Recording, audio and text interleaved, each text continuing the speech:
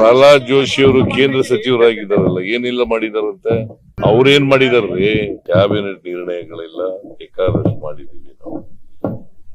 ಈಗ ಪ್ರಹ್ಲಾದ್ ಜೋಶಿ ಅವರು ಇದ್ದಾರೆ ಅಲ್ಲಿ ಕೇಂದ್ರದಲ್ಲಿ ಮಂತ್ರಿ, ಪವರ್ಫುಲ್ ಮಂತ್ರಿ ಅಂತ ಹೇಳ್ತಾರೆ. ಅವರು ಪ್ರೈಮ್ ಮಿನಿಸ್ಟರ್ಗೆ ಬಹಳ ಹತ್ರ ಇದ್ದಾರೆ ಅಂತ ಹೇಳಿ 11,495 ಕೋಟಿ 15ನೇ ಹಣಕಾಸಿನಲ್ಲಿ ಶಿಫಾರಸ್ ಮಾಡಿದ್ರು ವಿಶೇಷ ಅನುದಾನ ಅಂತ. ಕೊಡ್ಸಪಟ್ರ what moral right he has? ಕರ್ನಾಟಕದ ಬಗ್ಗೆ ಮಾತಾಡಕ್ಕೆ ಏನಿದೆ ಅವರಿಗೆ? ಒಬ್ಬ MP ಮಾತಾಡಿದಾನ?